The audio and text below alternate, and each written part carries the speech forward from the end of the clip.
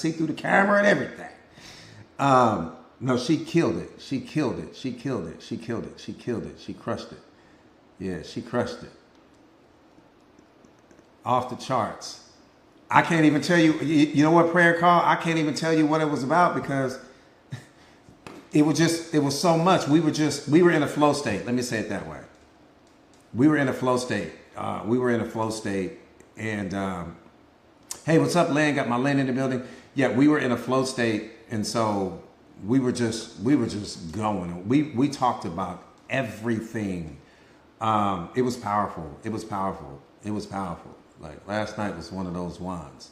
Last night was one of those ones. Hey, what's up, Nat? Got Nat in the building.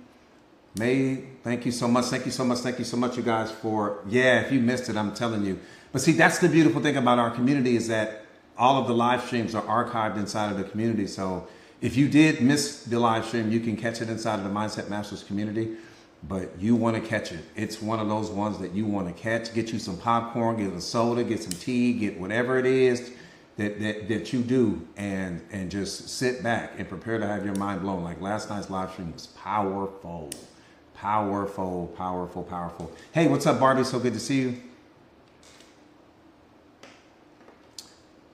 So good to see you all. All right, let's get rocking and rolling. Let's get rocking and rolling.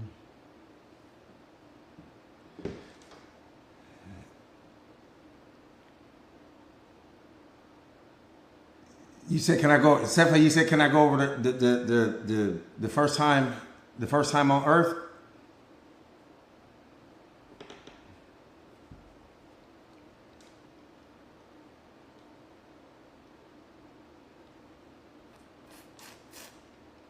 Let me see if that's what he was asking me if I can do before I jump off the side of this bridge over here. You got to jump off the bridge and build your wings on the way down, man. Jump off the cliff and build your wings on the way down. Stop trying to predict the outcome of things. Yeah, okay, I got you. Stephanie, I got you.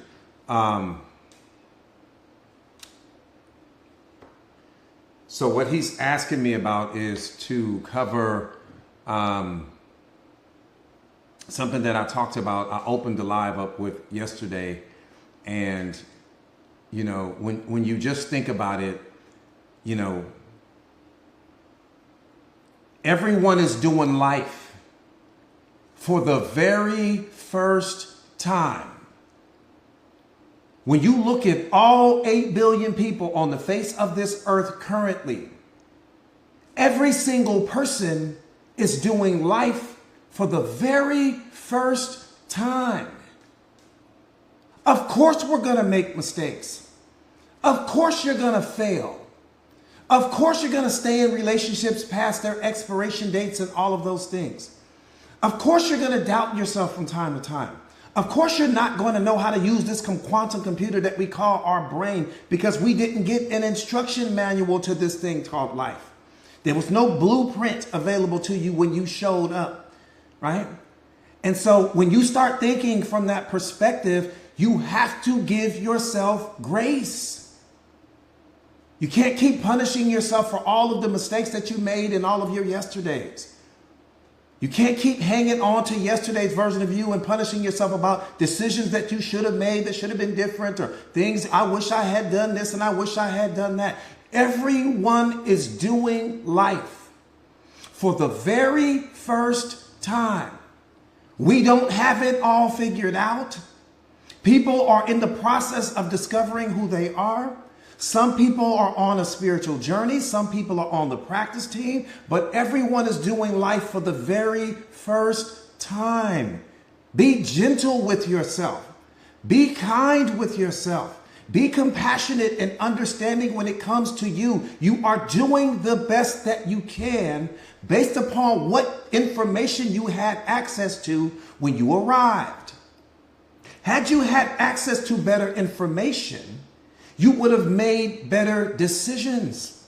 But we're walking around and we're listening to everyone else and we're following other people and different things like that, even though they don't know any more than you do.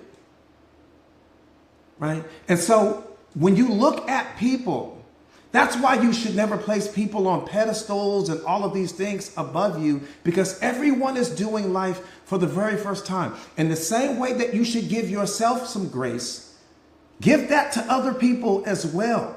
But you also let people know, and you say this with your whole chest, you also let people know, listen, I'm doing life for the very first time. I'm going to make mistakes. I'm going to fail.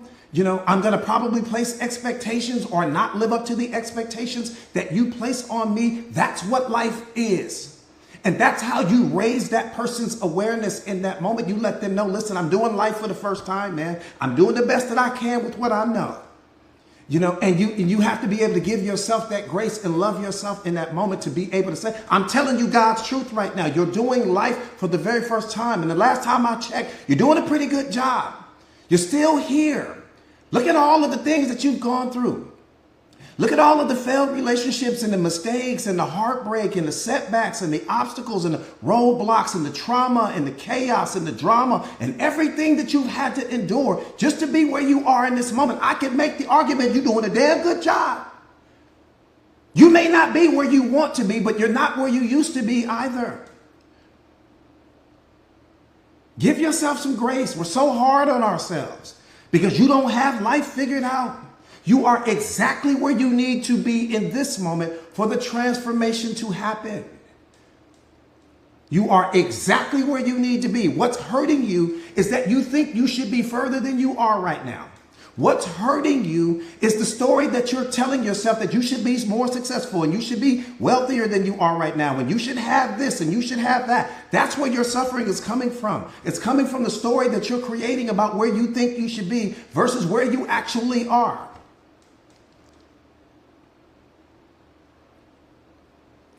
That's what's hurting you. Reality is not hurting you. Society is not hurting you. God is not hurting you. No one's hurting you but the story that you create about where you think you should be, what you think you should have, the career you think you should have, the body you think you should have. That's what's hurting you. You're living out of some story versus living out of the reality of what's happening in your world right now. That's the only thing that matters, is what's happening in your reality in this moment. Not where you should be, not what shouldn't have happened, not this person shouldn't have done this to you. No, stop living out of the story. The story is what's hurting you, not reality is hurting you. God's not punishing, your story is. Well, let me qualify that, because your emotions live in the story that you tell yourself about what you think should be, about where you think you should be, about what you think you should have compared to what someone else has. That's what's hurting you. More than any person that you have ever called an enemy in your life, it's the story that you create. You create stories about reality. Every time that something happens to you, you create a story and you don't even realize that you're doing it. And when you create that story about what's happening with the traffic or that promotion that you didn't get or what someone said to you or whatever the case may be, everything outside of you is powerless. Things only have the power that you give them based upon the story that you create about what's happening in your reality. It is humanly impossible for you to experience a negative feeling without first telling yourself a story about the situation. Try it right now if you think I'm lying. Try to become angry right now without the story. No story, no stress. No story, no depression. No story, no unhappiness. You are the narrator of your life and you're producing all of your negative feelings based upon the story that you keep telling yourself about what's happening with your circumstances, what happened in all of your yesterdays, what's happening with your kids and your relationship and your job and all of those things. Stop telling stories that don't serve you. That's mastery. No story, no stress. No story, no depression. No story, no unhappiness. You have the power right now to stop telling yourself stories that work against you versus telling yourself stories that make you feel empowered. All of the power lives in you, but your negative feelings come through the story. The emotions live in the story, not in reality, in the story that you create about reality. Try it right now. I promise you, there's not a single negative feeling that you can experience without creating a story first about that experience. You've just been misusing your mind. You've turned your mind into your weakness and not your weapon. Bottom line, that's what self-awareness is going to teach you. I don't tell myself stories that don't serve me. Why would I do that? Why would I punish me? Why would I punish me about something that I don't even have the power or the ability to control? No, I tell myself stories about how amazing I am. I tell myself stories about how powerful I am. I tell myself stories about who I'm becoming, not who I used to be. I tell myself stories about whatever it is that's happening in my reality that I want to change, about me hitting the gym or me going to do this or me building this business or me building this company. I tell myself stories that serve me. That's it. That's all. That's it. That's all. The moment that you arrive at a situation that may not be favorable to you, you say this to yourself: do not add a story to this situation. What you have to understand is that your brain will follow whatever command you give it. But when you lack self-awareness, you don't know you have that power. So you allow your brain to create the story. When your brain creates the story, it unlocks the emotion. When it unlocks the emotion, now your vibrational frequency comes down, and now you become a reflection of the situation that you don't want. You become a reflection of the anger. You become a reflection of your frustration. You become a reflection of the depression. Why? Because the depression is connected to the situation, right? That's what it's connected to. But if I don't tell myself a story, I can't experience the depression. I can't experience the negative feelings if I don't create the story. I got to create the story, which means that I am the problem in my life, not the situation, not my circumstances, just me. Because I've got this PhD coach, but I don't know how to use my mind. I've got this MD coach, but I don't know how to use my mind. I've got a master's degree coach, but I don't know how to use my mind. Your degree taught you how to record information. It taught you how to receive information. Self-awareness is not information. It's not knowledge. It's not wisdom.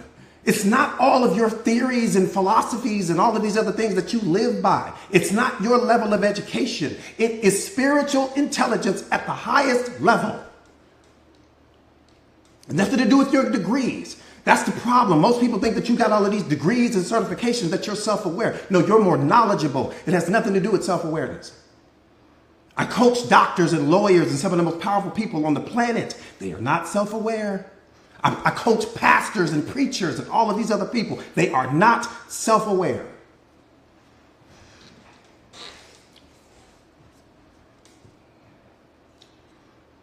Zero self-awareness. That's what's scary, and they're leading people. They're in leadership positions. Leadership positions, no awareness. Imagine that. A leadership position and no awareness. A leadership position and there's no awareness. So how can you take me to where you've never been yourself?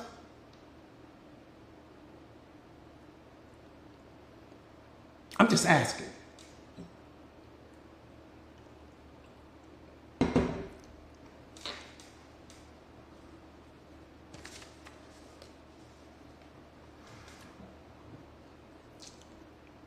The number one indicator, I said number one, the number one indicator that someone is not self-aware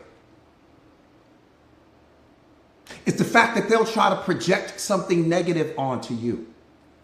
Number one, that's the number one indicator. That's the first thing you look for. The number one indicator that a person is lacking self-awareness in that moment is that they're going to try to project the war that's going on within themselves onto you. Their anger onto you. Their frustration onto you. Their unhappiness onto you. Their rage onto you. It's number one. The same way when you're driving down the freeway. When you're driving down the freeway, and there's all of these barricades and flashing lights and all of those things. And the barricades and flashing lights are saying, road closed. That's what it says. The barricades say, road closed. This off-ramp you can no longer take. There's a reason for the barricades. There's a reason for all of the flashing lights, because if you go around that barricade, you're in trouble.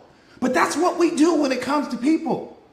Their anger is the barricade. Their frustration is the barricade. Their rage and all of those things like that, that's the barricade. That's the flashing light that says, road closed. I'm under construction here. I'm not my highest and best self. If you come near me, I'm going to project what I am onto you. But no, coach, I'm a man of principle. No, coach, I don't allow people to disrespect me. No, you a fool. Because what you're teaching me in that moment is you're getting ready to become a reflection of what you react to. You're getting ready to become a reflection of what you're responding to in that moment. That's what you're going to be. You're not going to get ready to transform the way that this person thinks and turn this person into unconditional love in that moment. You're getting ready to become a reflection of the very thing that you're rejecting in that moment. That's all you're going to do, which means you have zero awareness as well. Period. No, coach, I'm a man of prayer. I don't let people disrespect me. No, you're a fool. Tell me about no principle.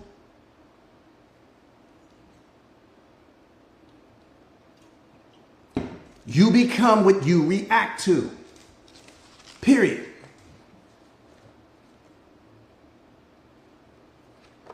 Again, the number one indicator that a person is not self-aware is the fact that they'll try and project something negative onto you. In that moment, walk away, because the person is a liability, not an asset to you.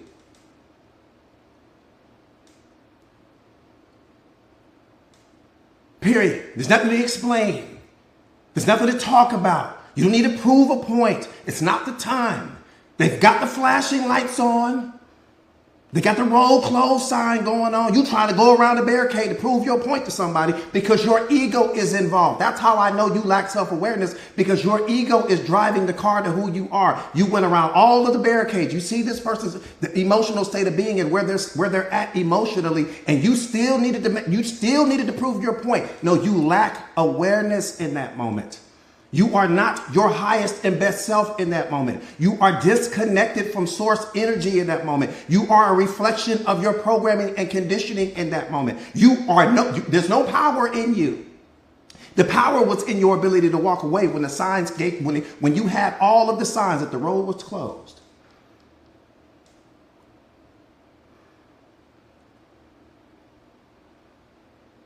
The road was closed.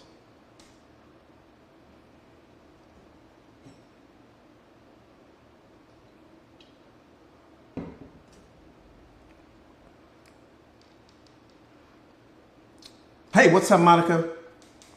So good to see you. There's nothing to convince. There's nothing to prove. You never allow your I to argue with someone else's me. Are you kidding me right now? I said you never allow your I to argue with someone else's me. That's the most disrespectful thing you can do to you. Damn what they're talking about.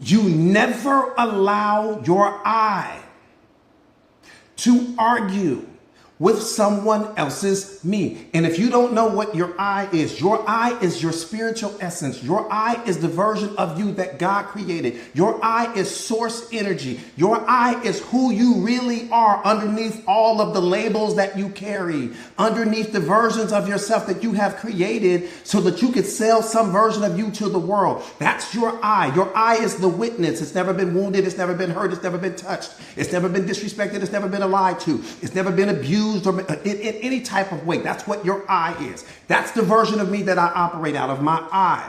Your me is your persona. Your me is your ego. Your me is your reputation. Your me is the version of yourself that you created so that you could fit into society and so that people would appreciate you and they would respect you and they would see you. Your me is the version of you that's always trying to prove your worth to someone, and you want people to think that you're successful and all of these other things. That's your me. So when you're dealing with that person, you're arguing with that person and they're operating out of their me. Self-awareness transforms you into the I. So when a fully self-aware person would never sit and argue with someone else that's operating out of their me, they would just never do it. They would never do it. It would never happen. It would never happen. Ever. Ever. Not like maybe one day, never. It would never happen. The same way that you would never go, I would hope that you would never take that off-ramp when that off-ramp is telling you roll closed, there's 80 barricades out there, there's lights, helicopters going off, you still trying to get off the freeway. There's nothing to prove here. This person is in pain. That part right there, come on, Nat, you speak in two completely different languages. You're speaking a language that they don't even understand. In fact, there's nothing to understand. You understand what they don't understand. You can meet that person where they are, but they can never meet you where you are. That's why God expects you to be the bigger person in that situation, because that person doesn't understand what you already know. You're looking at that person because they're a reflection of who you used to be.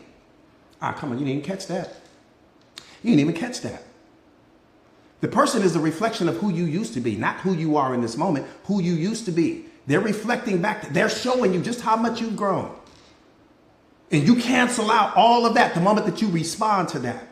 They're showing you who you used to be, because the version of you that you used to be would have got into it with the person. You know it and I know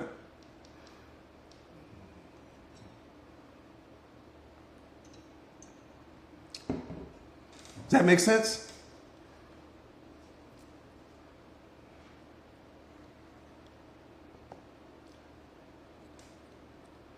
I'm telling you, the baddest thing walking. I keep telling you that. You the baddest thing walking. I'm telling you. Baddest, I said. It's not a play on words. We ain't got time to be playing. You the baddest thing walking.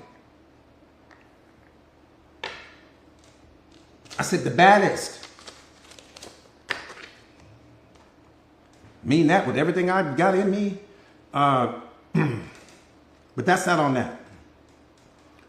Again, never allow your I to argue with someone else's me, ever. That's the most disrespectful thing that you can do to you. It's not about the person. Never allow your I to argue with someone else's me. That's the equivalent. That's the equivalent.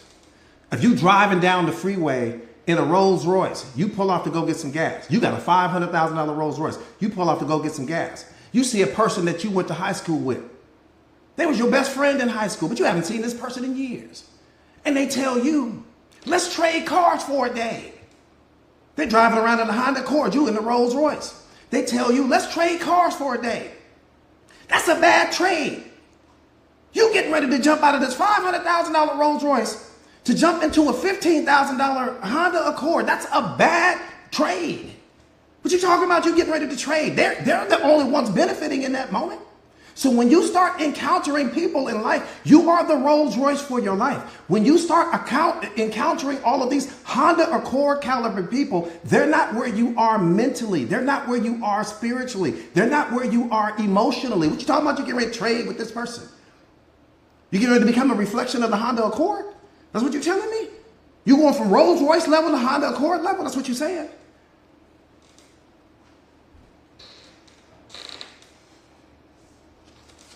I'm just asking.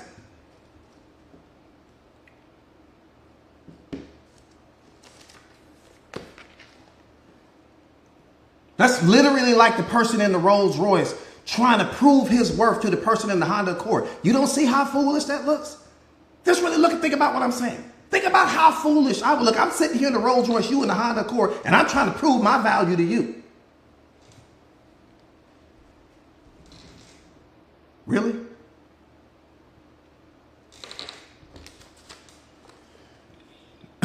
All right, let's move on. That's disrespectful. It's disrespectful. Even the Rolls Royce will be like, man, come on, man. You got to step your game up, man. I let you have access to me, but you got to step your game up, big dog. Let me say this. So we're moving on from that. I think everybody got the point there. We're moving on from that. Because we got more important things we need to cover.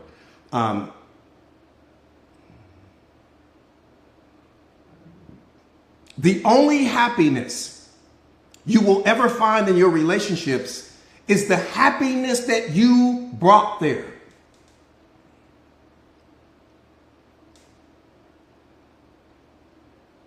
I said the only happiness that you will ever find in all of your relationships is the happiness that you brought there. If you didn't bring happiness, don't expect to find it. If you didn't bring love, don't expect to find it.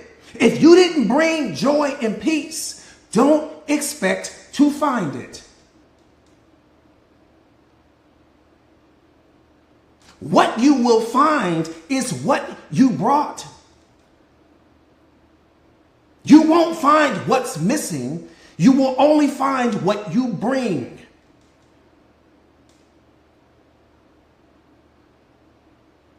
Think about what I'm saying. If you think about what I'm saying, you'll understand.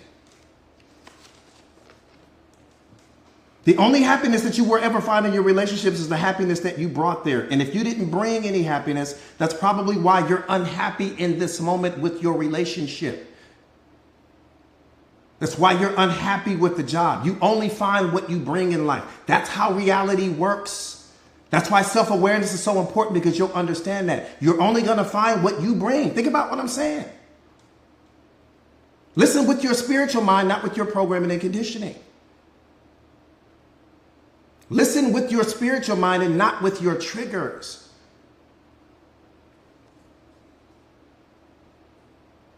What you give the present moment, it will give you back. But if I didn't bring anything, I can't expect anything.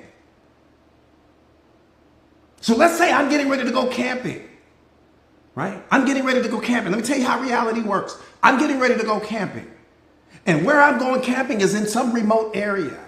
There's nothing out there. Beautiful scenery. But there's no stores, there's no supermarkets, there's nothing.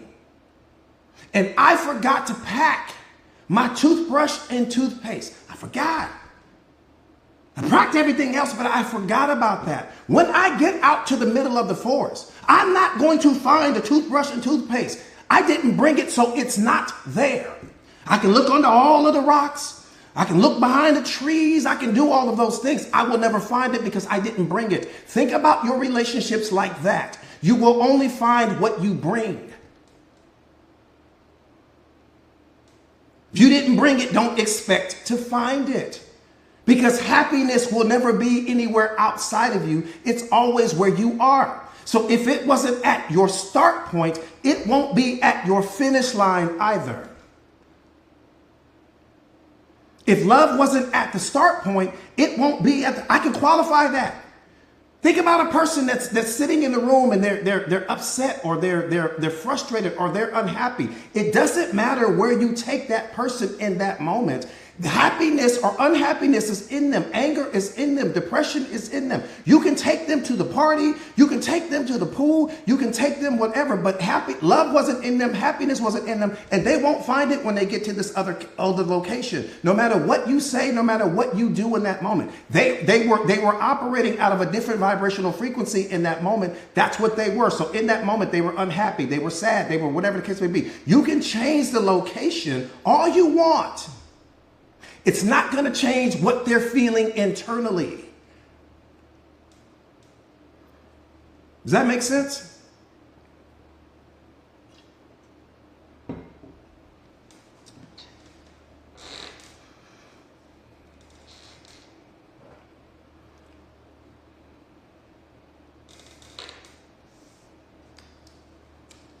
Again, everything is predicated on what you bring.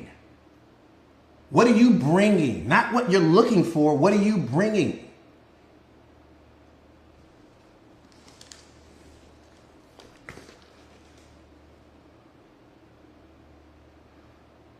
All right. I see you, Liz.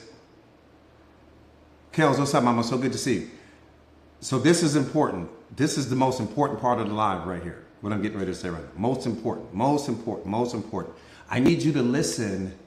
I need you just for a moment, just to listen with your spiritual mind, right? Set your programming and conditioning down for just a second. Set your ego and your pride down for just a second. You can pick it back up in a minute, but just set everything down for a minute. And for a moment, I just need you to think about you. I need you to be the most selfish person in the world right now, because I just need you to think about you, which is a beautiful thing because most of us don't do that. Just think about you for just a moment. Block everyone else out of your mind, because if you don't, you won't hear this message. And some of you guys, somebody on this live right now needs to hear this message.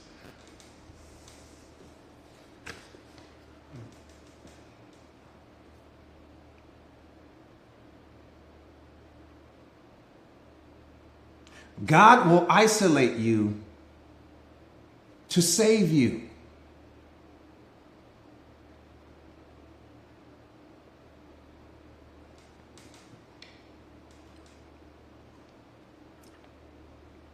I want you to think about that.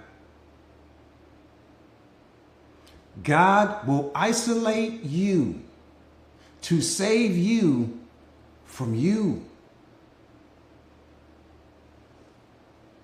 Because the version of yourself that you were was the complete opposite of the version of yourself that He created you to be.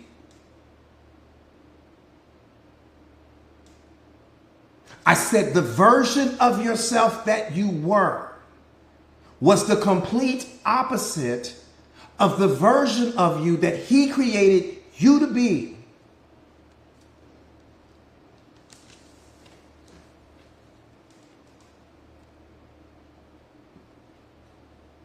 And you were always powerful. You were always influential, but you were misusing the gift. You were misusing the talent. You were misusing all of these beautiful qualities, traits, and attributes that He had given you. You were misusing it at the time. And you know that.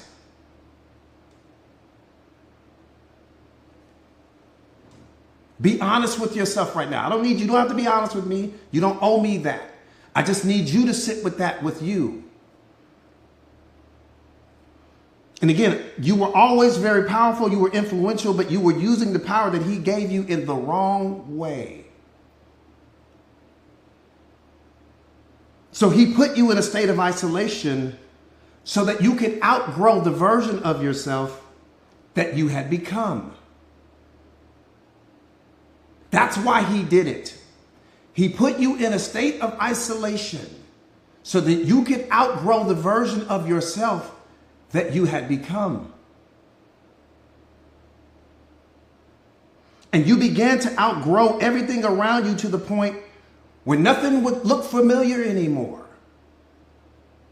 That's how much you started to grow.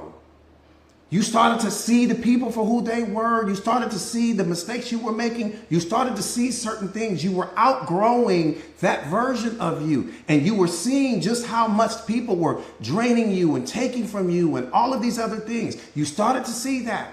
So much so that the people that you were around and all of those things, they weren't even familiar vibrationally and energetically. You were no longer a connection or a match for those people. But you would have never saw that had He not taken you and putting you in that place of isolation. You'd have never seen it because you were too busy being in the water to step outside of it. And your anointing is so important that it has to be guarded.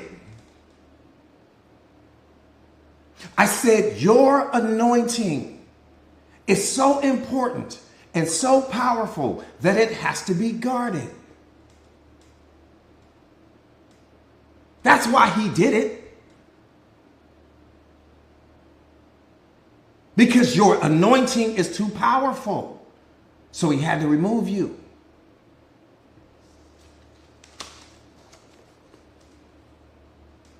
And you're getting to the point where you can be in a room filled with people and still feel alone.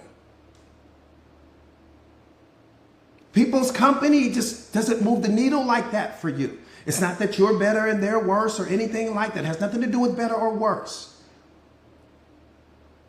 It's that where you operate from vibrationally The gift that's in you, it hovers above the people that you're around. The people that you're around, you're not impressed by that anymore. You're not moved by that. You've grown, you've evolved, you've elevated to such a degree to where going to parties and going to the club and going to all of the things that you used to love doing, the conversations you used to entertain for hours on end and all of that no longer move you.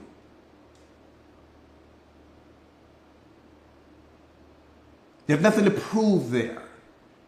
It's like your work is finished there. That version of you is gone.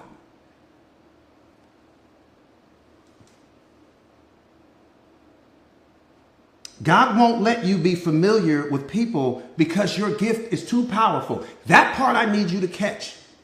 I said, God will not allow you to become familiar with all of these people because your gift is too powerful. I'm telling you now. He has a perimeter fence around you. In case you don't know it, can you see the perimeter fence? No, you can't, but it's there. There are certain people that he's going to make sure you miss because your anointing is too powerful. The gift that you carry is too powerful. He did not create you for everyone else. He created you for him. Let's never lose sight of that. It's not about them. It was never about them and they and all of that. That's your programmed mind thinking that.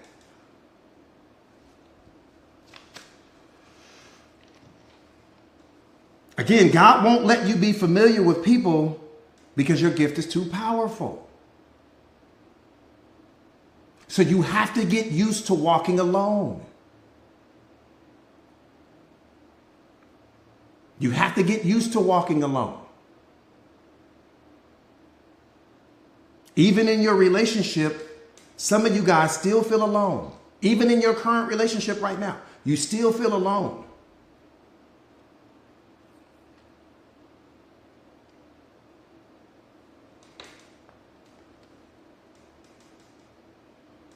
Does anyone know what the word alone means in awareness? It's okay if you don't. Type no in the comments if you don't. Okay, Tracy.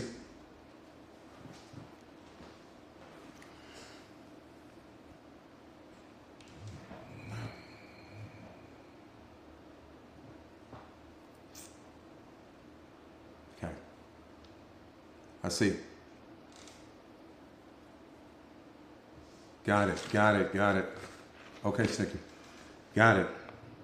In awareness, the word alone is comprised of two words in awareness. All one. You are connected. It's all one. You are source energy. You're all one. You are the divine in human form. You're all one. Consciousness, you're all one. You're all one. You're never alone. The word alone in awareness, again, it's comprised of two words. All one.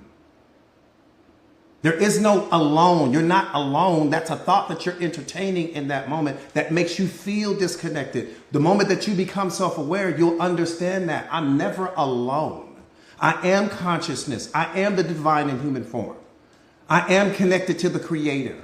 I do have a purpose in life. I am becoming the most powerful and greatest version of myself. I am that asset. I am the experience. I am the love that I have been seeking. I am the happiness. I am the joy. I am the destination. I am the goal. I am the path. I am the light. I am the blessing. I am the answer. I am the cure. I am.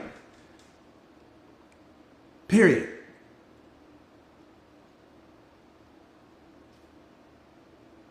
Because that's what happens when you become self-aware. When you become self-aware, you become the medicine.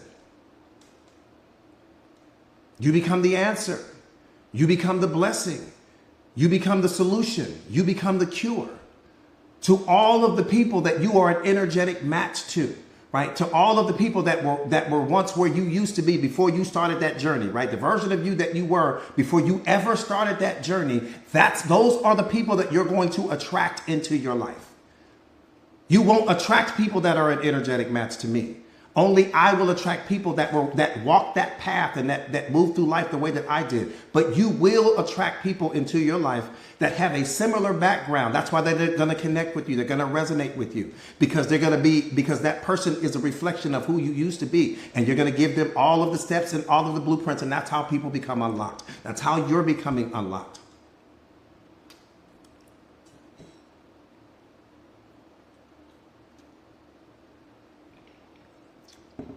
That part right there. Thank you for the gifts, you guys. That makes sense? So one more time, God will isolate you to save you because the version of yourself that you were was the complete opposite of the version of yourself that he created you to be. And you were always very powerful and influential. You were always that person. But you were just utilizing that gift and that skill and that ability that you have in the wrong direction. You were going 100 miles an hour in the wrong direction. I can tell you that personally. I was going 100 miles an hour in the wrong direction. Always been powerful, always been influential, always been all of these things. But I was moving in the wrong direction. And that's fine. Because again, like I said, life doesn't come with an instruction manual. We're all doing life for the very first time. Every single person in this chat room right now was all doing life for the very first time. All of us. So we're going to make mistakes. We're going to fail. We're going to follow people that we shouldn't be following and all of these other things like that. You're going to make the mistakes, man. You got to give yourself some grace. I did that. It's when he comes and taps you on that shoulder and says it's time to go. That's when you know.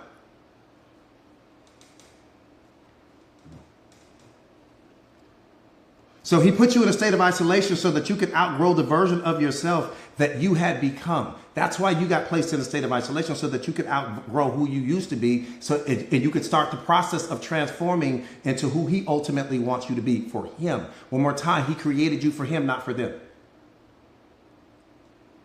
That's a powerful place to be in when you get there mentally, when you understand that he created you for him, not for them.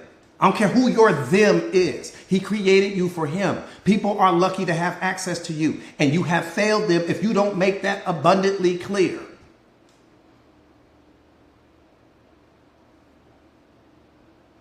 I appreciate the gifts, you guys. I said people are lucky to have access to you, and you have failed them if you don't make that abundantly clear. No more allowing people to show you twice what they've already shown you once. We don't have time for that. No more allowing people to fumble you and then come back with all of the I'm sorry's and I'll never do it again. Now, you don't want to hear that because the version of them that gave them the ability to do that in the beginning still lives in their mind. Don't ever lose sight of that. Don't ever lose sight of that. The version of them that gave them the ability, people don't fumble what they value. Don't ever forget that. People do not fumble what they value. People fumble what they don't value.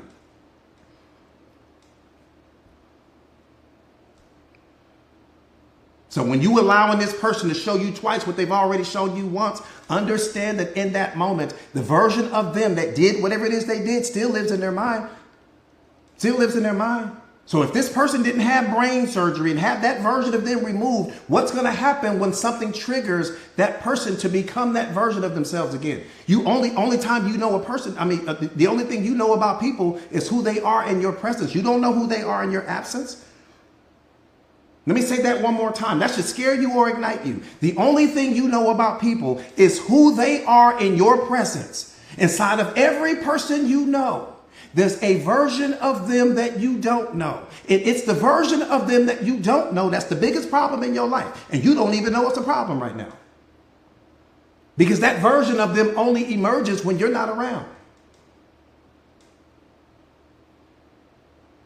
You got to understand the 99 versus the 1. See, this is awareness 101 right here. The 99 versus the 1 is simple. A person will be comfortable telling you 99% about everything that's going on in their world. They're going to tell you the whole 99.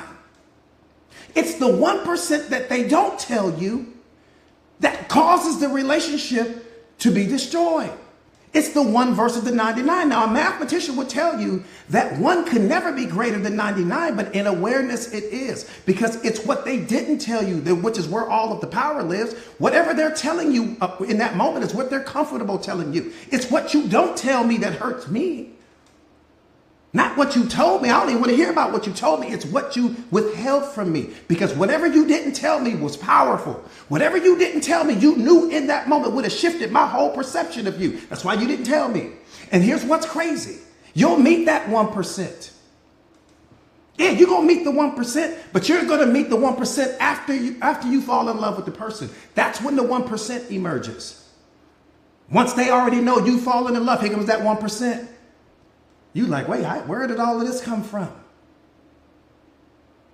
1 versus the 99 is powerful. Understand that when you're in contact, when you come in contact with a person for the very first time, that whatever it is they're telling you, it's only the 99. It's that 1% that they did not tell you, the significant other that they're still in love with that they never told you about, the divorce that they're going through in that moment, even though they're telling you that they're single. You know, the fact that they've got some kid or whatever the case may be on the other side of town, whatever it is that's going on, the fact that they're telling you about their career and all of these other things like that, even though they're between jobs in that moment. It's the 1% that they don't tell you that would shift your whole perception of that person. That's why they don't tell you. And they know about that.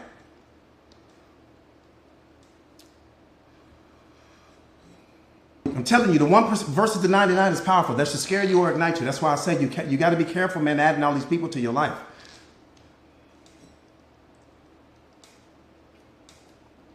Especially if you're on that journey, on that spiritual awakening journey, man, you got to be careful with that. Super careful with that. Super careful with that. Super careful with that.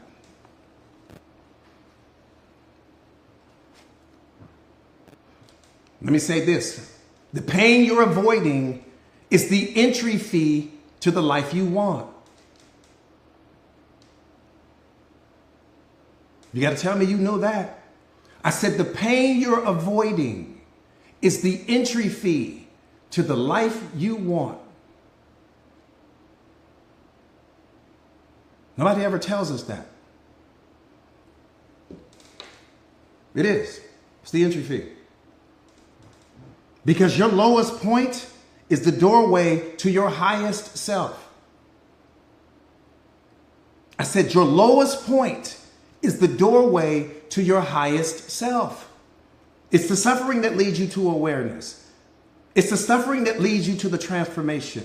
It's the suffering that leads you everywhere. It's not coming from all of the beautiful moments in your life. It's coming from all of the ugly. All of the ugly is what got you here to this live right now. Not your trips to Disneyland, not how many times you went to the barbecue, not all of the pool parties and all of that wouldn't have brought you here. It's all of the ugly that you've experienced that brought you to this moment. And in your mind, let me tell you what you're thinking if this is your first time on this live. I just stumbled up on this live. I just was scrolling on the live and I fell into your live stream, coach. This was the very first time. Now, you didn't fall into anything. You were called here because there's something that's supposed to happen with your life. I don't know what it is, but there's a calling on your life and you were sent here.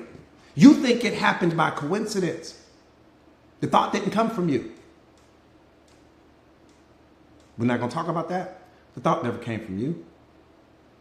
Your thoughts don't come from you. They come from something outside of you.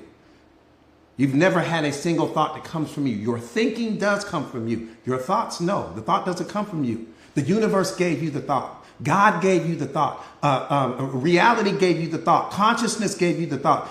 You place any source energy, place any label you want on it. The thought doesn't come from you. It's alignment.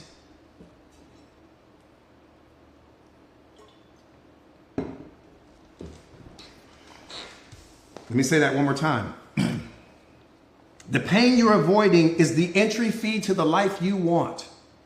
Because your lowest point is the doorway to your highest self. You've got to understand cliff top and rock bottom. You got to understand that. Let me personalize it. I was operating out of both cliff top and rock bottom. Let me tell you what that means. Cliff top means that you're at the highest level of success. You got the cars, you got the clothes, you got the mansions, you got the jewelry, you got the trappings of success all around you. But you feel empty in that moment. And then you've got rock bottom. And rock bottom is just, you just feel like you're at the worst of the worst, where nothing is going the way that you want it to go. But that's actually the best place for you to be. So I'm at cliff top, but I have a rock bottom mindset in that moment. I feel empty. I feel like something is missing. I don't know what I'm supposed to be doing with my life in that moment. I didn't have the awareness. I wasn't this version of myself. So I was the lowest version of me, but I was the highest version of me with respect to what society's perception of me was. In other words, had you seen me at a gas station or at a coffee shop or somewhere like that, you would have looked at me in that moment and be like, man, that dude's got it all together. That's what you would have thought. That's what you would have thought. There'd have been no different way that you would have walked away from that. You seeing Ferraris, you seeing Lamborghinis, you seeing mansions, you seeing all of these things. But I was empty internally. So I was at rock bottom with respect to my emotional state of being, with respect to self-awareness. I'm at rock bottom, but I'm at cliff top with respect to society's perception of me. So just imagine what I'm going through in that moment when I have everything that you could want to have access to, and you still feel like you're missing something. You still can't, you're not happy. That's what I'm saying. Why? Because I wasn't in alignment. If you're out of alignment, I don't care what you add to yourself. You're not going to be happy when you're not spiritually aligned. I don't care how many careers and certifications you have. I don't care how many degrees you have. When you're not spiritually aligned, when you're not operating out of the version of you that God created, I don't care what you add to yourself from an external perspective, you will not be happy. I can promise you that. You can go get all the degrees in the world. You can go get 50 PhDs. You still won't be happy because you're out of alignment. Only wholeness brings you happiness. Don't ever forget that. Wholeness brings you happiness. You want whole. If you're not whole right now, it's humanly impossible for you to tell me that you're happy if you're not whole.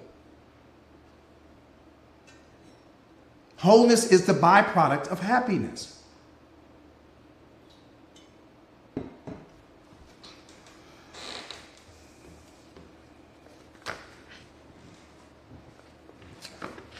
That makes sense?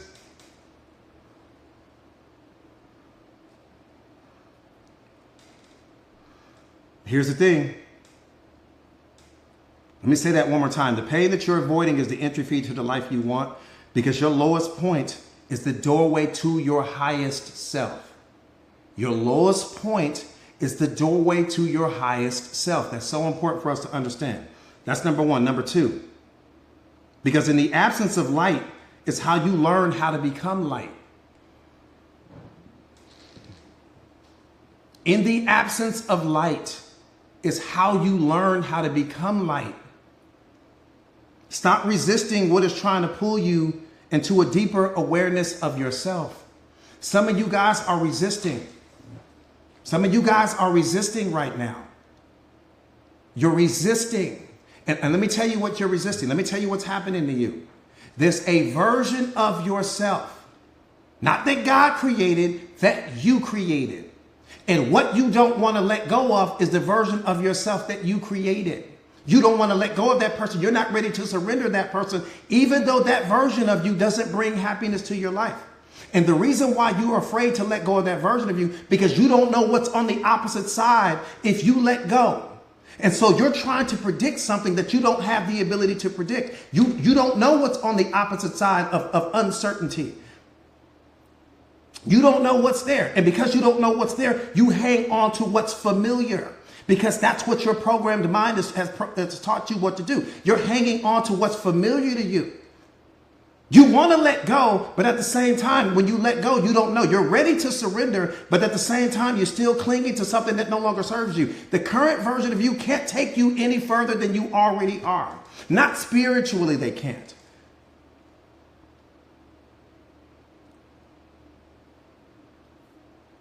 Right? So what I need you to understand is this.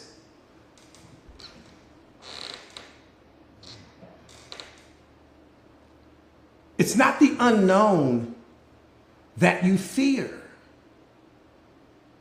What you fear is the loss of the known. That's what you fear. It's humanly impossible for you to fear the unknown. You can't be afraid of something that you don't know what it is that you're afraid of in that moment. That's not what's happening to you. What you're afraid of is the loss of the known.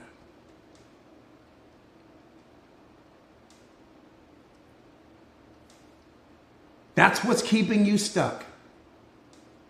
It's humanly impossible for you to be afraid of the unknown. There's nothing to be afraid of. You don't even know what you're experiencing. There's nothing to be afraid of.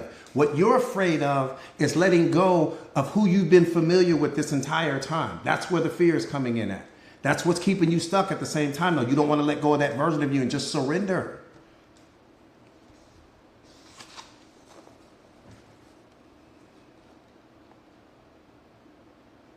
You wake up every single day and you decide who you are. You wake up every single day and you decide who you are. What do you think about that decision? Is that a decision that you're making that's aligned with who you are? Or is that a decision that you're making that's aligned with who God wants you to be? Because those are two different people, two different versions. One is going to drain you. The other is going to give you energy. Again, you wake up every single day and you decide who you are. And sometimes we decide who we're not. Sometimes we pretend, right? We walk around and we do all of this pretending and all of that. Pretending to be this and pretending to be that. No, right now it's about alignment. Everything now is about alignment.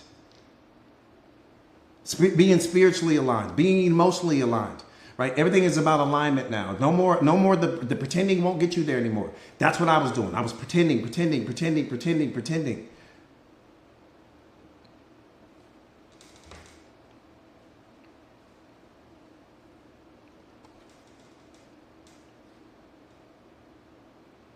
Your breakthrough isn't behind your busy schedule. It's behind the decision that you're afraid to make. Sit with that.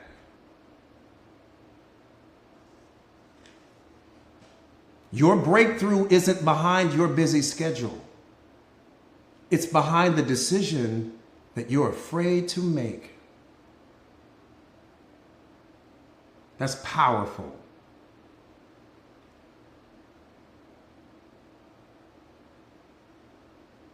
Sit with that. You're hiding behind the busy schedule because it's a distraction. You're hiding behind the relationship because it's a distraction. You're hiding around all of the things that you got going on in the external world because it's a distraction.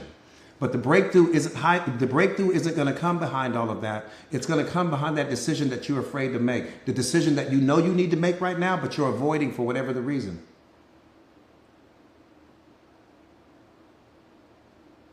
I tell you guys this all the time. The heaviest things in life are not iron and stone. The heaviest things in life are unmade decisions. You have some decisions that you need to make that would shift everything if you would make them. You're not making them because you fear the unknown. Even though you don't have the ability to fear the unknown, it's just a story that you're telling yourself. What you fear, one more time, is the loss of the loan. You're not ready to give up what you know, what you've become familiar with. That's where you're stuck. That's where you're stuck.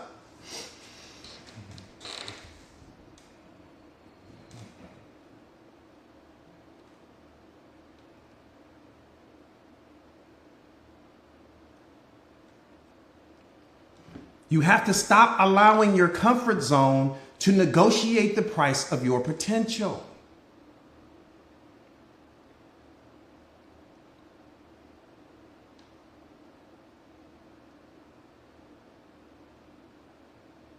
Stop allowing your comfort zone to negotiate the price of your potential. Period.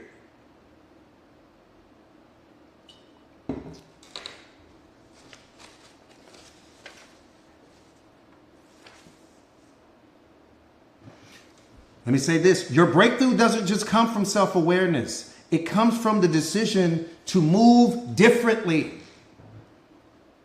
Let me say that one more time. Your breakthrough doesn't just come from self-awareness. It comes from the decision to move differently. In this moment right now, you have an opportunity to make a decision to move differently with your life. What's holding you back is your procrastination. What's holding you back is yesterday's version of you. What's holding you back is your fear of the unknown, even though what you're doing is projecting what you're familiar with onto the future, which is producing all of your fear. You have to make a decision in this moment to move differently and to be in alignment with everything that you know God wants you to be. That's a decision that you have to make. You are one decision away from the best decision you have ever made in your life, but you're also one decision away from the worst decision. And the worst decision is to continue to operate out of a version of yourself that can't bring you unconditional love, that can't bring you the happiness like you wanted, that can't bring you the peace and the joy and all of those things. Make the decision for you. Don't make the decision based upon what you think and how it's going to benefit someone else. See, we sometimes in life, we stay stuck in relationships and situations because we don't want to disappoint other people. We don't want to hurt other people. So we stay in things longer than we should have. We stay in relationships past their expiration dates because we're always thinking from the perspective of how it benefits someone else or how it's going to impact someone else. You have to be greedy with yourself now so that you can become generous later. You've got to be greedy now so that you can become generous later. I had to do that. And it's hard, but you got to do it.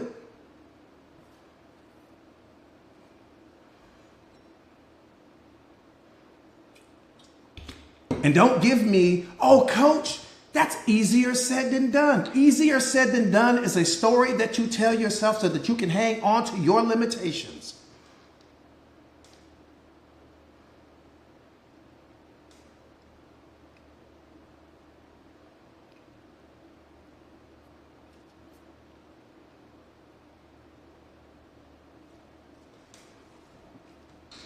That part right there.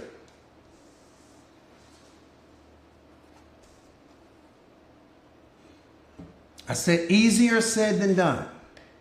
It's a story that you tell yourself so that you can hang on to your limitations.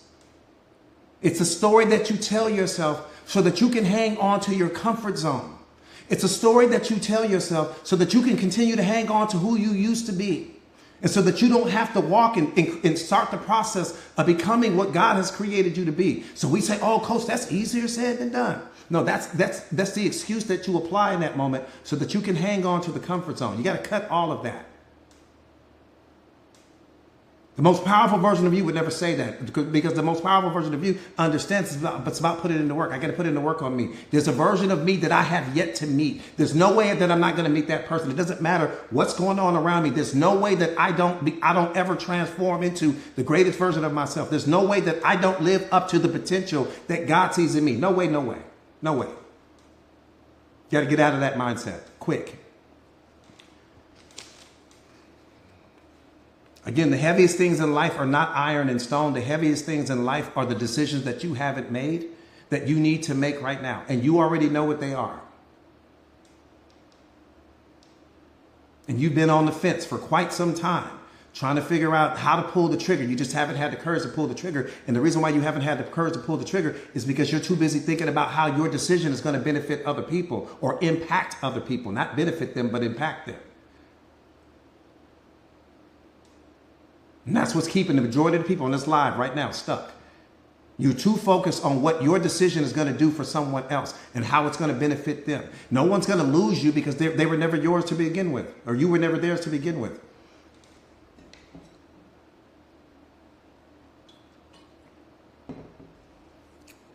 I'm just being for real.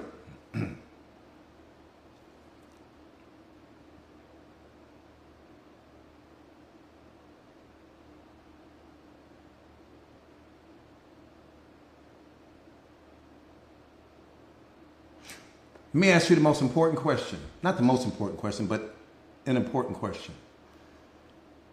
Super important.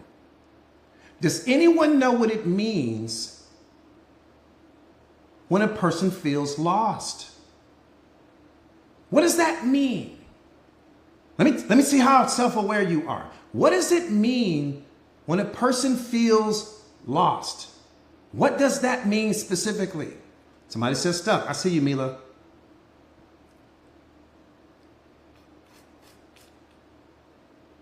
Lack of planning and understanding, no direction, not being where your feet are. I know you've been hanging out with me, love. Not aware. I like that. Not aligned, not connected to self, unaware, no map, no structure. I like that. Self-abandoned. I like that. Disconnected from spiritual essence. Like that. Finding yourself. Don't know who they are. Like that. Out of alignment with reality. Love that. You guys are, if I didn't have my answer, I would borrow all of the answers that you guys have thrown out. I love all of the comments.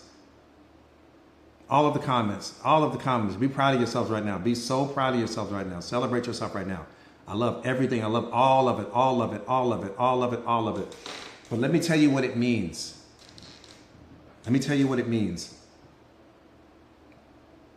In awareness, feeling lost means that you're ready for something real. In awareness, feeling lost means that you're ready for something real. That there's been a little bit too much pretending going on in your life. A little bit too many illusions going on. Too many falsehoods going on. Right? It's just a little bit too much fakeness, for lack of better phraseology, going on. Feeling lost in awareness means that you need to break free from what no longer serves you.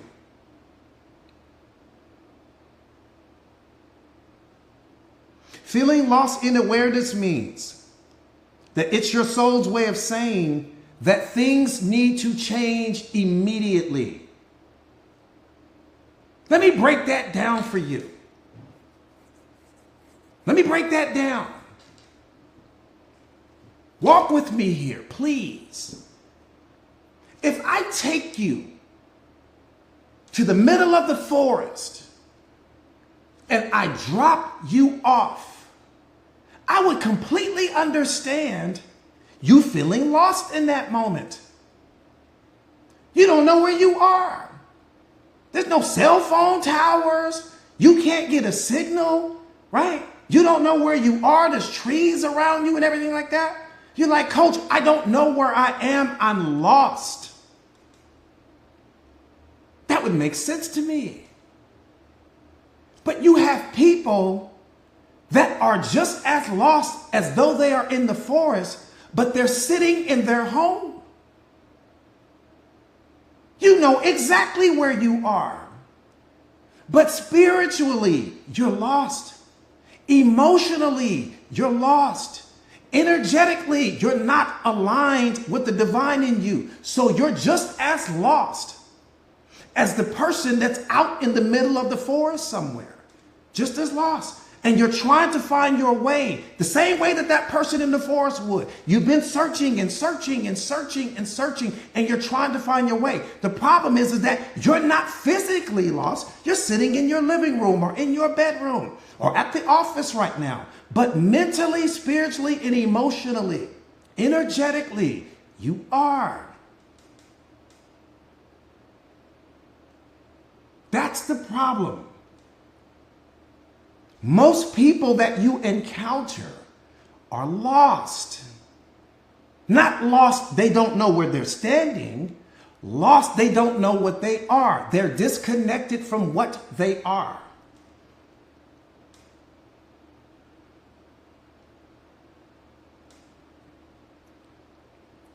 Does that make sense?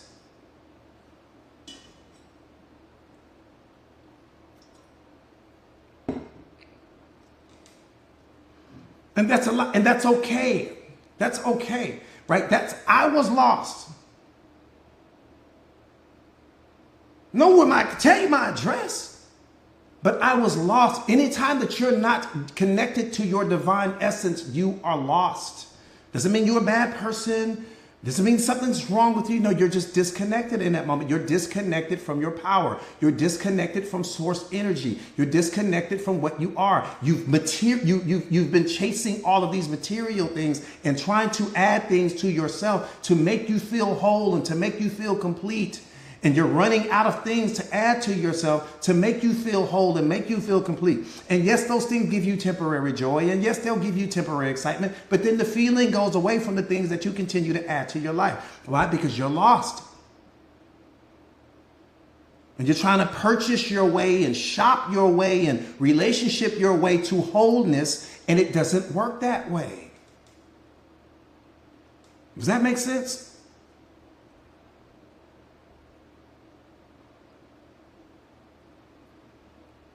That's okay. That's okay.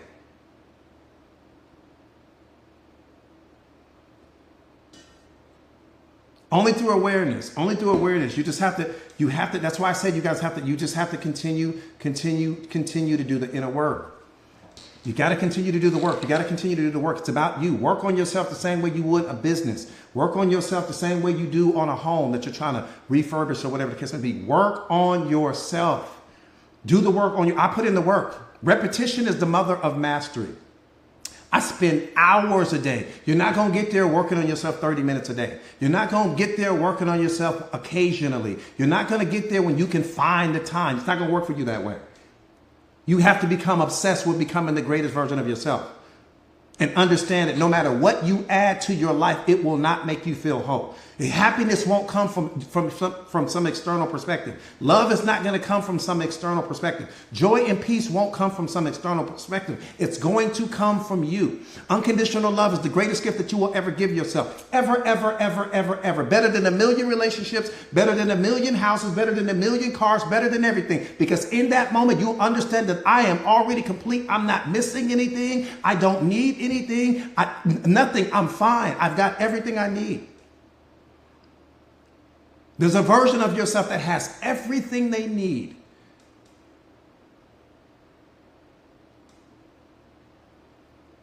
And only you can unlock that version of you by watering yourself with the self-awareness. You got to water you, man. You're not watering you. You watering other people. Watering the job. See, we'll go and spend 8 to 10 hours a day working on the job, but you will spend 30 minutes working on yourself. Make that make sense for me. Just make it make sense for me. I ain't asking you to change anything. We'll go and spend 8 hours working at somebody else's business or come home and spend 30 minutes working on ourselves. Maybe. But then you'll binge watch Netflix for 4 hours. Just make it make sense.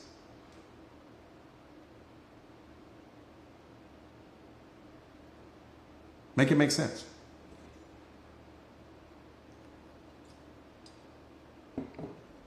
That's the problem.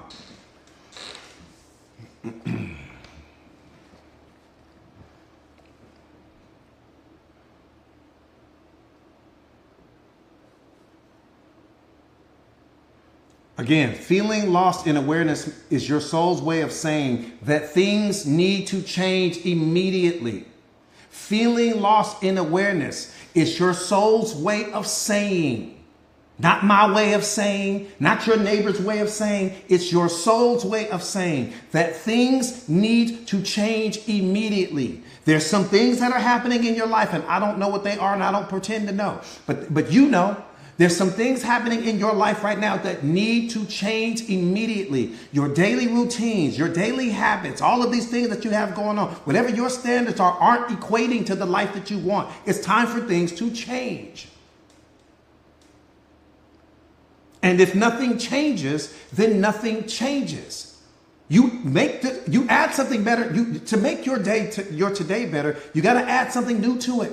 To make your tomorrow better, you got to add something new to you. And continue to add something new to you. Every time I add something new to me, I change, I transform somehow, some way.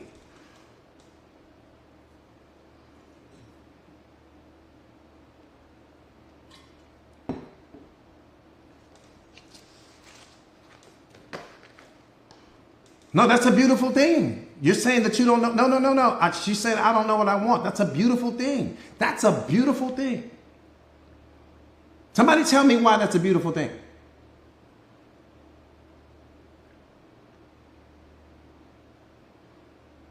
That's a beautiful thing. Donick, that's a beautiful thing. That's a beautiful thing. There's nothing to be sad about with that. Yeah, somebody said no expectations. Oops, that was a good one.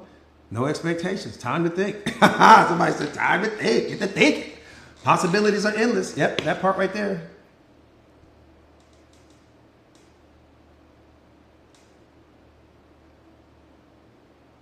And the book, yep, I like all of those answers. All of the answers. All of the answers I like.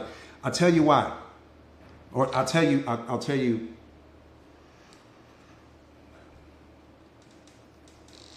So here's the thing.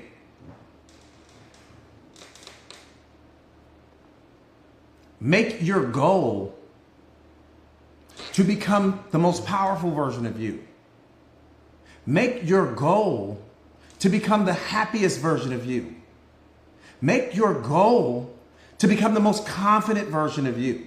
And when you reach that place, you'll have a different perspective in that moment, and then you'll know what move you need to make. But if you don't even get there, you can't get anywhere, because all of those things you're in possession of right now, but you're disconnected from them energetically. They're operating on a different frequency than the frequency that you're operating out of right now, based upon certain thoughts that you're entertaining, based upon you living out of lower minds, based upon you living out of your programming and conditioning and your ego personality. So right now in this moment, make my goal. Coach, my goal is to become the most confident version of me. My goal is to become the strongest version of me. My goal is to become a reflection of unconditional love, because if I can't even give myself what I'm already in possession of, man, I'm in trouble. You don't have to go anywhere to give yourself those things. You've got to set some things down, which means that I have to be. Happiness means that everything in your life is true, accurate, and real. See, you got to understand, happiness is a bad boy. He doesn't like to share his time or space with anything else. Every single thing in your life, in order for happiness to be your roommate, every single thing in your life has to be true, accurate, and real. There can be no falsehoods. There can be no illusions. There can be no stories that you've created about this person that you've added to your life that doesn't align with the reality of who they are. No more storytelling. Everything in your life has to be true, accurate, and real, and happiness will be your roommate forever. But the moment that you allow your illusions to dominate the moment, happiness is gone. The moment that you start creating stories about people's potential, happiness is gone. The moment that you shrink in the moment and you don't speak your truth because you're trying to hang on to some person, happiness is like, I'm out. You got time for this? You don't even love yourself. That's what, if happiness could speak, that's what it would tell you. In order for happiness to be in your life, everything has to be true, accurate, and real. And if happiness is not in your life right now, it's because you got some falsehoods in your life. It's because you're living out of some illusion, some fantasy about some life that you want with some person that's not in alignment with who they really are. And you saw the red flags and you see the red flags. And the version of yourself that we need to remove is the version of yourself that saw the red flags and overlooked the red flag. That's who we need to remove. Because every red flag that you ignore will be the very red flag that'll cause the relationship to end. All of them. Every red flag that you see, you were looking at your future right then. You just didn't know that that was what was happening to you. God was showing you your future through the red flag. You saw it, but you ignored it. Why? Because your desire was stronger. The experience that you wanted to have with this person was stronger than the red flag that you saw in that moment. So you bypassed the red flag. You overlooked the red flag and you started paying closer attention to potential. Potential became the third party in the relationship. So there was you, the person, and potential all in the relationship at the same time.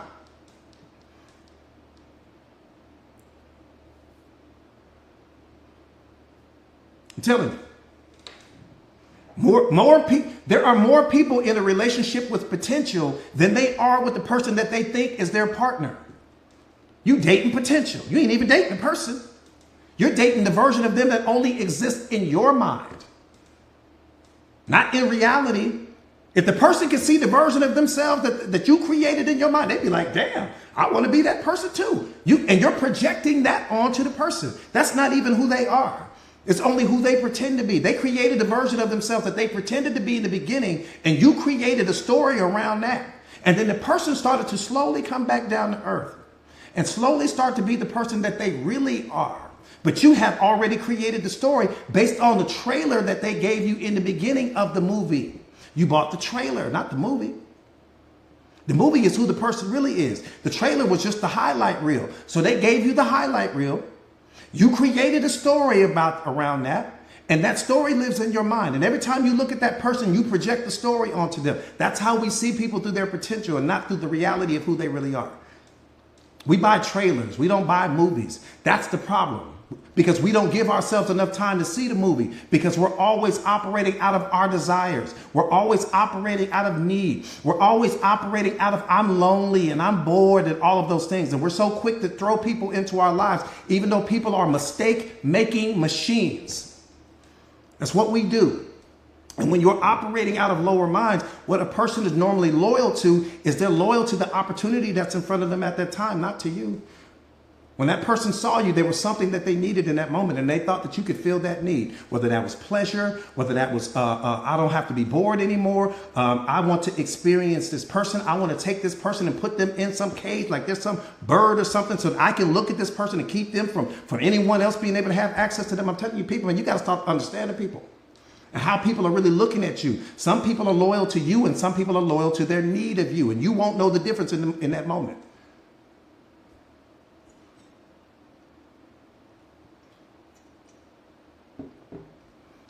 I'm telling you.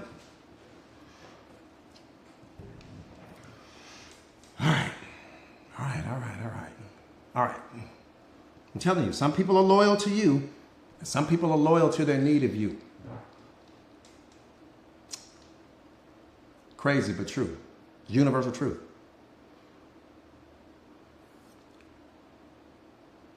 Universal truth. Nah, you just need awareness. See, I like that though. So where that person gonna say something about the actions, words versus actions. Because that's what we should do, right? You guys, we should pay closer attention to the actions, right? Instead of versus somebody with somebody's words and all of those things like that, right? We should be paying closer attention to the actions, right?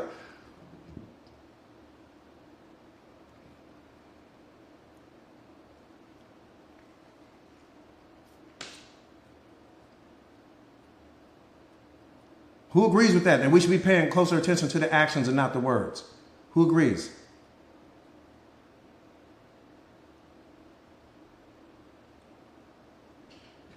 Okay, Jan, I see you. I see you. Teacup, I see you. Because actions speak louder than words. I'm telling you, right? Actions speak louder than words, right?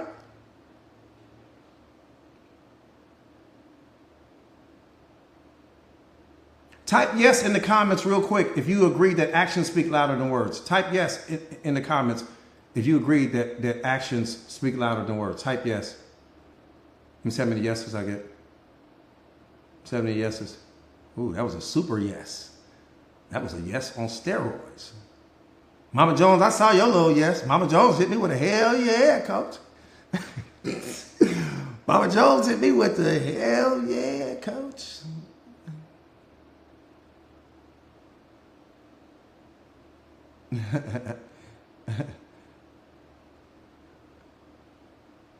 All of you guys are in trouble. Y'all all going to a self-awareness jail. We're going to create a place called self-awareness jail, and all of you guys got a life sentence right there. You're going to self-awareness jail. I'm going to have Judge Judy. She's going to be handing out the sentences. Come here, sir. Just a second. You're all wrong. Turn ahead. Yeah, I caught you too. I normally don't catch you turn ahead. You so sharp. I caught you too. Yeah, I see you.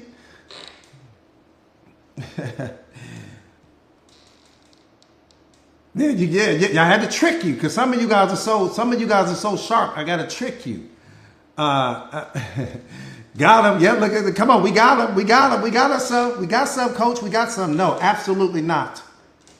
That's lower mind. That's lower mind. When people who say, let me say it this way. Let me say it this way.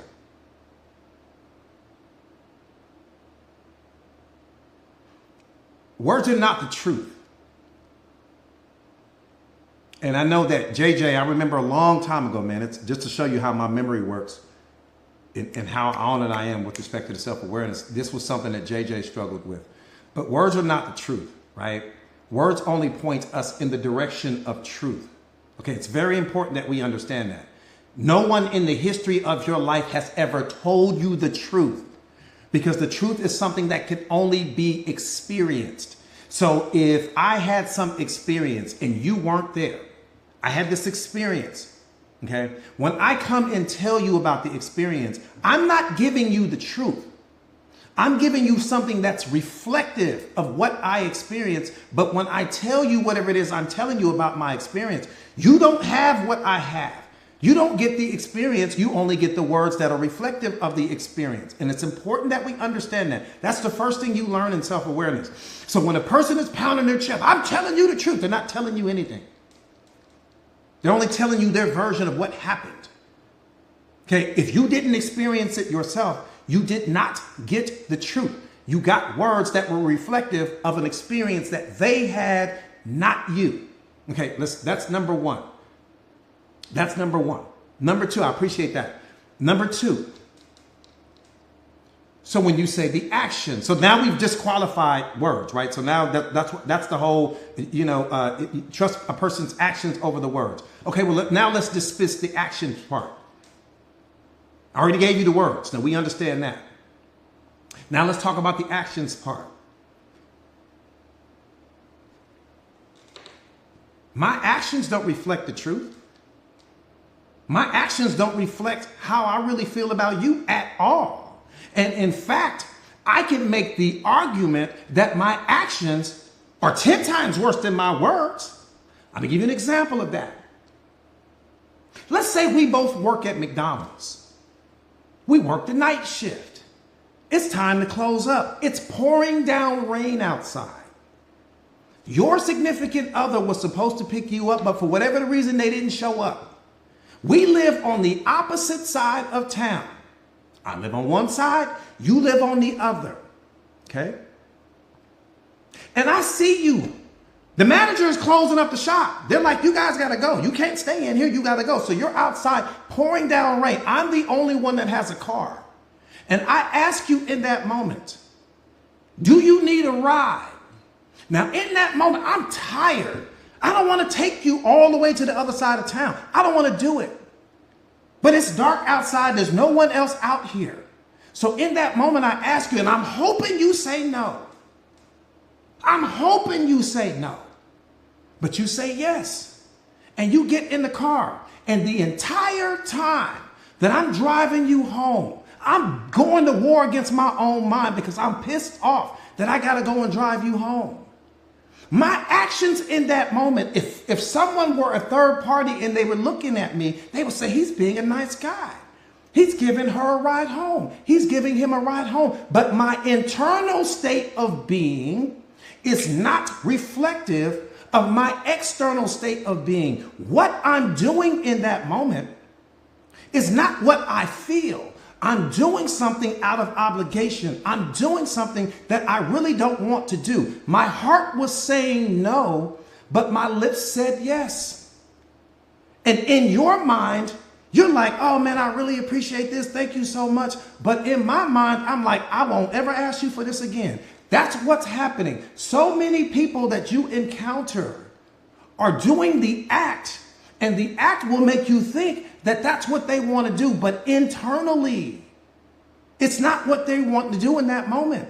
This is no different than charity. Most people go to these charitable events and all of these other things because they don't want to feel the guilt. They don't want to feel the shame. That's why when most people, when you pull up to a stoplight and that homeless man comes over and asks for people for change or whatever they have, most people will give it, but it wasn't really what they wanted to do in that moment. To the homeless person, it looks like they're doing some act of kindness, or to the person in the other car, but internally, it wasn't what the internal state was not in alignment with the external action.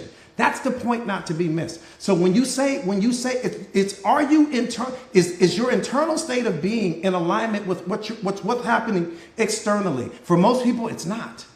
A lot of people, here goes another one that I know you're going to connect with. A lot of people are in relationships right now, and you really don't want to be in the relationship. You're 100% in it physically, but energetically and emotionally, you're not. So if another couple comes over to hang out with you guys, you're pretending to have it all together and pretending to be happy and pretending to be this super couple and all of these other things like that. But mentally and emotionally, you don't feel that way. That's the point not to be missed. And it's happening right now. There's some people on this live right now. Well, that's what's going on with you, right? So again, all of that actions speak louder than words. Stop listening to people who say that.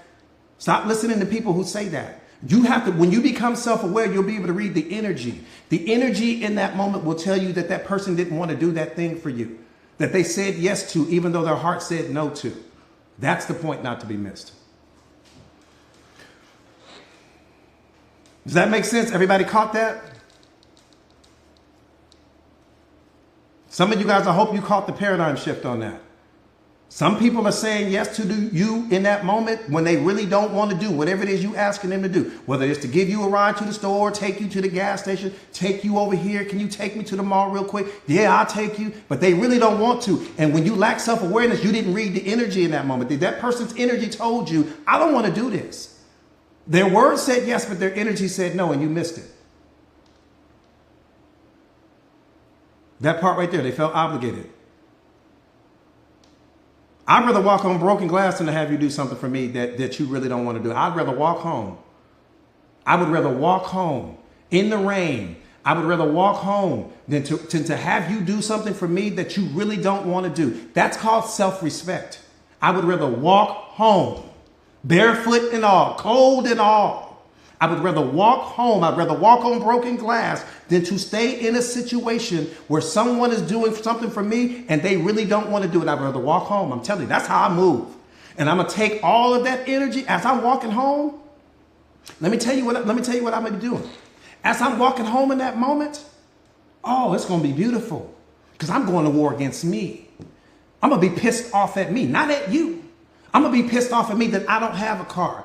I'm going to be pissed off at me that I have to place expectations on other people to come and pick me up. I'm going to be pissed off at me that I'm not putting in the work and I'm not developing a growth mindset and I'm not transforming myself so where that I no longer have to rely on other people to do things for me. I'm going to war against me. It has nothing to do with you. I'm going to transmute that energy that I want all of the rain. I'm telling God, pour all of the rain on me right now.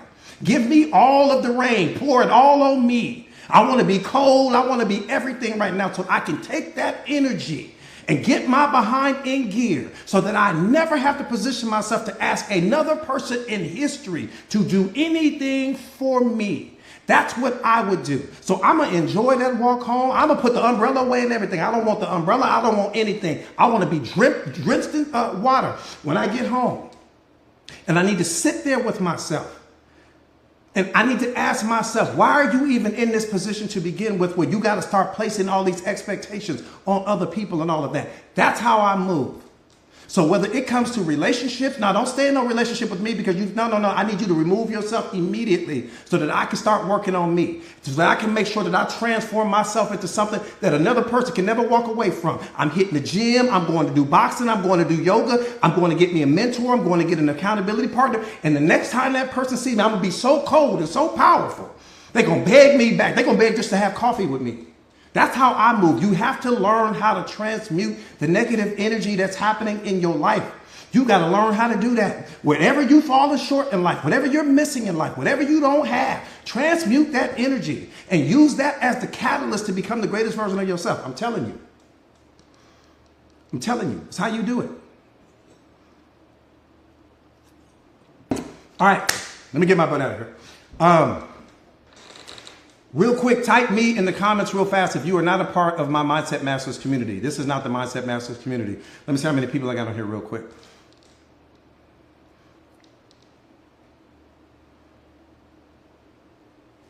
Type me in the comments, type me's. Oh, a lot of me's, a lot of me's, a lot of me's, a lot of me's, a lot of me's, a lot of me's. So real quick, For those of you guys that don't know, my name is Jordan Williams. I am a certified life coach. I specialize in self-awareness and self-mastery for over 2 decades now, just helping people to become the most powerful versions of themselves.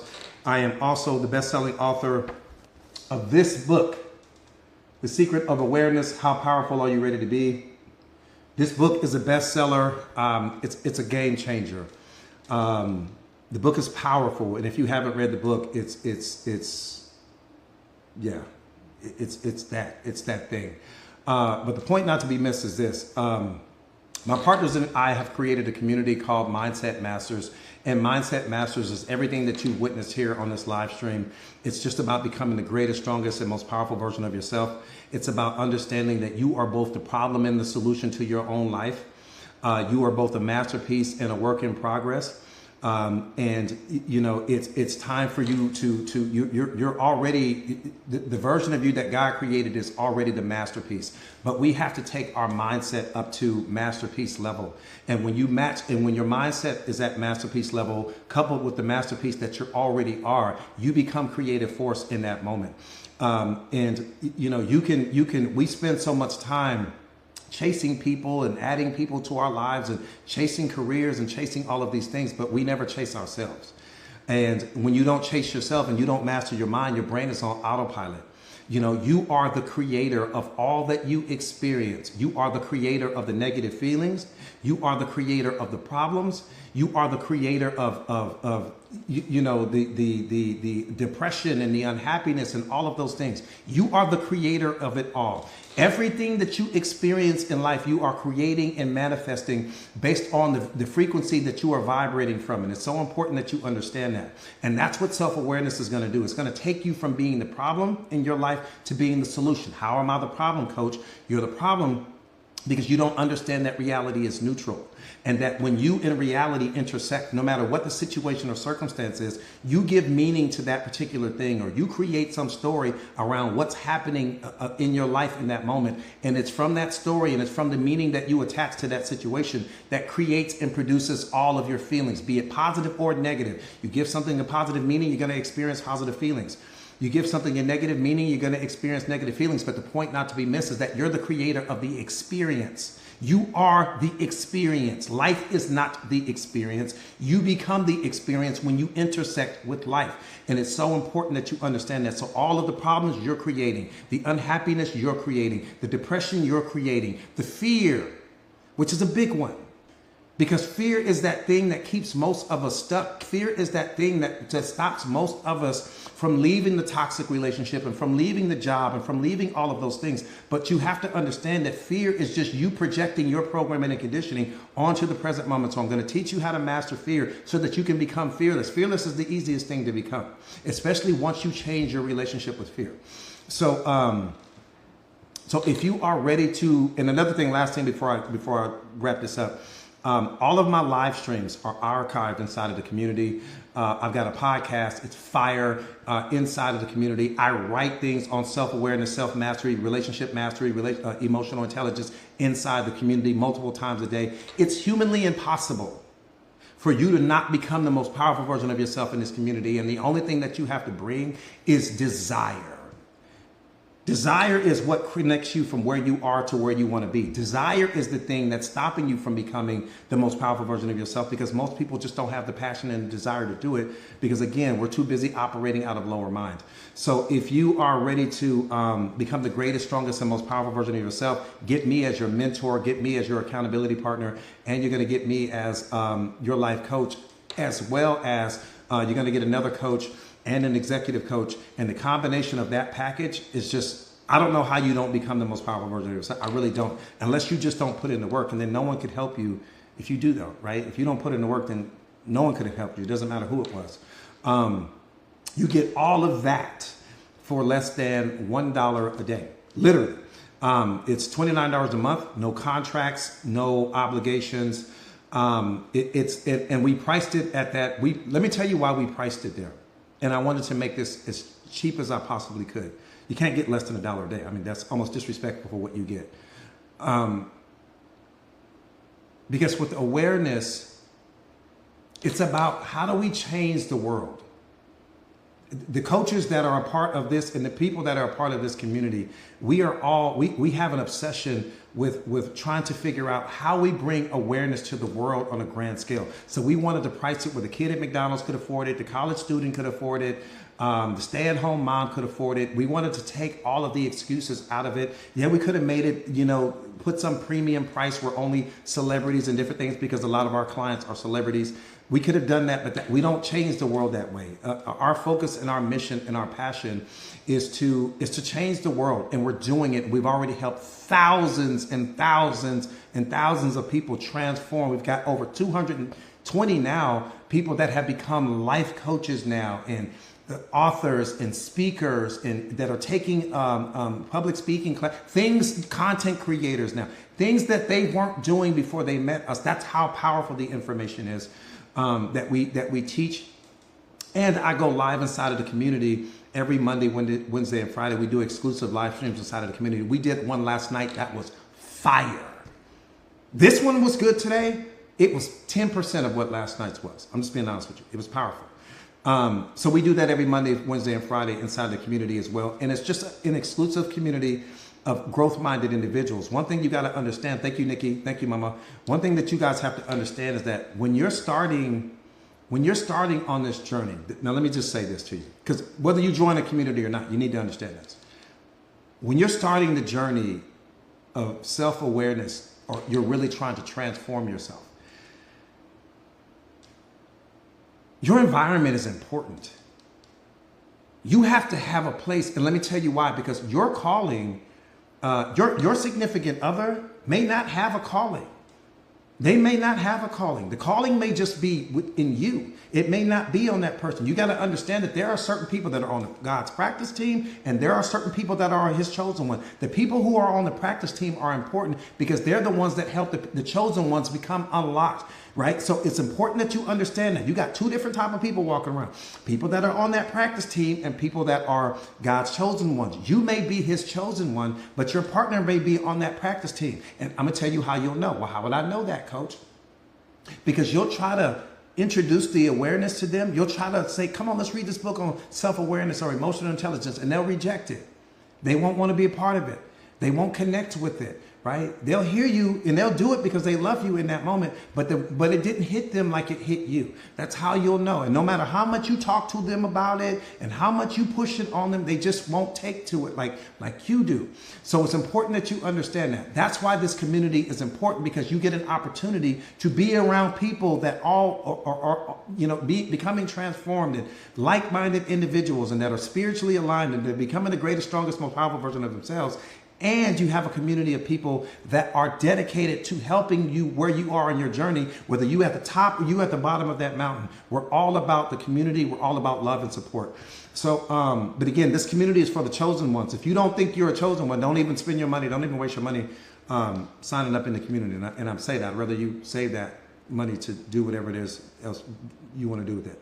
But if you're ready to become the most powerful version of yourself, just type me in the comments right now.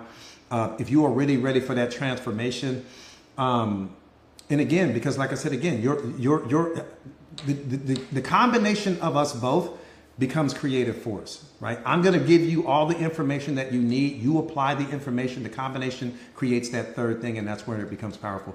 But just go to my link in bio. What you guys can do is just go to my link in bio, and you'll see where you're supposed to sign up. And it's right underneath. You'll see the arrows pointing down and all of these other things like that, and you'll see where you're supposed to sign up, and then you guys are good to go. Just get signed up, put your first and last name in. Jordan Williams. So you got, and here's the book one more time. You guys take a screenshot of it, and you can get the book on Amazon. But if you get signed up inside of the community today, I'll give you a free copy of the book today. So if you get signed up in the community today, you'll get a free copy of this book. And it'll be in ebook format. Okay? You get signed up today, you get a free copy of the book. It'll be in ebook format. Let me tell you guys what you're going to have to do. Once you get inside of the community, not here, don't sign up on TikTok. TikTok is not the platform. Once you get inside of the community, send me your first name, last name, and your email address, and you'll have a copy of this book by the end of the business day. Okay? Send me a copy, first name, last name, and your email address. You'll have you'll receive a copy of the book today. Yeah, absolutely, Marianne, absolutely. So you go to my link in bio. Okay, awesome. You just signed up. Yeah, go to my link in bio and you'll see it there. You'll see the arrows. It'll say sign up here, and it'll say Mindset Masters Co. Sign up here. It'll say Mindset Masters Co. You'll see all of the arrows pointing down. You can't miss it. Just go to my homepage. You can't miss it.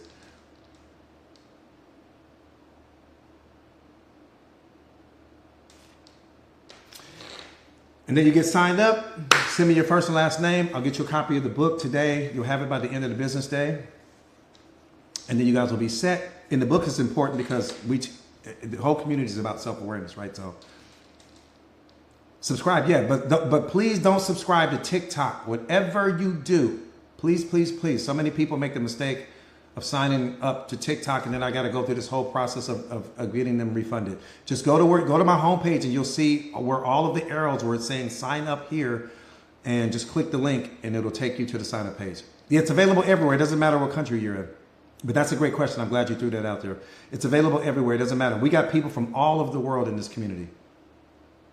And then once you get signed up inside of the community, the second step is to go to your app store and just download the Mighty Networks app. It's free. Once you download the Mighty Networks app, and then you got the app, and then you guys are ready to go.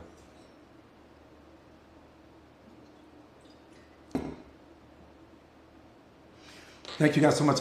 Are there any more? If we sign up, Selena, I'm sorry. I don't know if I missed the first half of your. You mean the live streams, Selena? Are you talking about the live streams?